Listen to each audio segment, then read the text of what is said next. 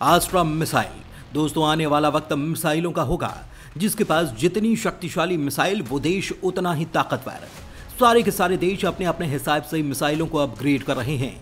नई तकनीक शामिल की जा रही है। भारत समेत कई देश हाइपरसोनिक मिसाइल तैयार कर रहे हैं, जिसके आगे कुछ भी नहीं टिकता। गर्व करने वाली बात यह है कि भारत इस मामले में काफी आगे निकल चुका है। लेकिन दोस्तों, अगर आपको हम ये कहें कि हाइपरसोनिक मिसाइल छोड़ो, भारत की एक ऐसी मिसाइल है जो भारत ने बहुत समय पहले ही तैयार कर ली है और इसके 1-2 नहीं बल्कि 3-3 वेरिएंट तैयार किए गए हैं। और अब दुनिया भर में हल्ला इस बात का है कि भारत की ये मिसाइल इतनी ज्यादा खतरनाक है जो हाइपरसोनिक रफ्तार में उड़ रहे फाइटर जेट पर भी सटीक निशाना लगाकर उसे बर्बाद कर सकती है। और ये बात हम कोई हवा में नहीं कर रहे, बल्कि वर्ल्ड की एक टॉप डिफेंस मैगजीन है यूरेशिया टाइम्स। इसने इस मिसाइल को लेकर 1.5 साल पहले एक रिपोर्ट जारी कर बड़ा खुलासा किया। यहाँ पर आप ये खुद ही देखिए।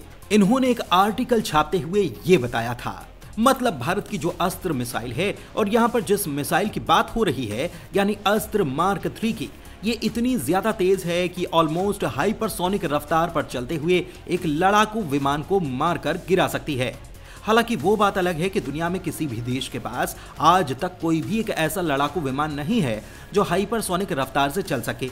लेकिन एक उदाहरण दिया गया कि ये कितनी ज्यादा रफ्तार में उड़ने वाली मिसाइल है, यानी कि ये इतनी ज्यादा खतरनाक है कि इसके मुकाबले के लिए आज तक कोई लड़ाकू विमान बना ही नहीं।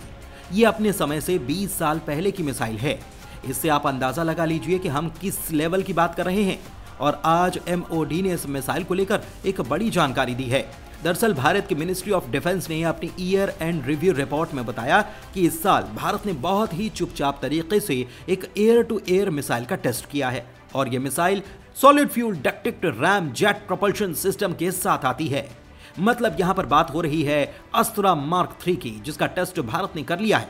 यानी कि इस जानकारी से आप ये मानकर चलिए कि भारतीय सेना में जल्द ही अस्त्र मार्क 3 शामिल होने जा रही है, क्योंकि ऐसी जानकारियां तभी ज्यादा रिलीज की जाती हैं जब वो ट्रायल और टेस्ट के अपने अंतिम फेज में हों। और बताया जा रहा है कि अस्त्र मार्क 3 के कुछ ट्रायल और टेस्ट किए जा सकते हैं। इसके बाद ये भारतीय वायुसेना को मिल जाएगी। लेकिन आपको बता दूं कि DRDO जिसने इस मिसाइल को तैयार किया है, वो यहां नहीं रुकने वाला। रिपोर्ट में बताया जा रहा है कि इस मिसाइल की टेक्नोलॉजी अल्ट्रा एडवांस है, इसीलिए DRDO इसका एडवांटेज उठाना चाहती है। वो कैसे? दरअसल भारत के वैज्ञानिक मिसाइल का एक ऐसा वेरिएंट तैयार करना चाहते हैं जो जमीन से हवा पर मार करने वाला हो, यानी कि सरफेस टू एयर वेरिएंट। अभी जो अस्त्र मिसाइल है एयर टू एयर है, यानी कि लड़ाकू विमान से लॉन्च होगी और दुश्मन के लड़ाकू विमान का शिकार करेगी। लेकिन हम इसकी टेक्नोलॉजी का इस्तेमाल करते हुए एक ऐसी मिसाइल तैयार कर सकते हैं जो जमीन से लॉन्च होगी और दुश्मन के किसी भी मिसाइल, दुश्मन के किसी भी लड़ाकू विमान या ड्रोन को मारकर गिरा देगी। लेकिन एक फर्क ये होगा कि जो अस्त्र मार्क 3 है, ये 350 किलोमीटर की रेंज के साथ आती है।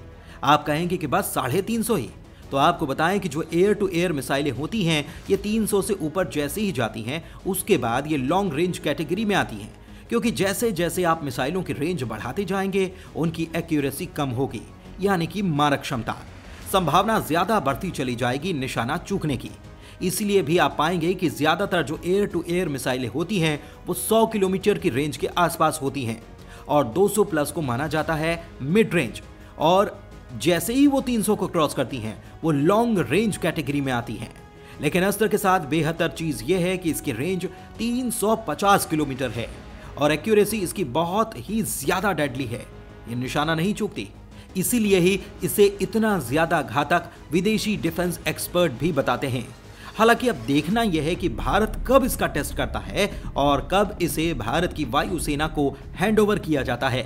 हालांकि इसे लेकर आपको क्या कुछ कहना है, हमें कमेंट में लिखकर जरूर बताइएगा। धन्यवाद।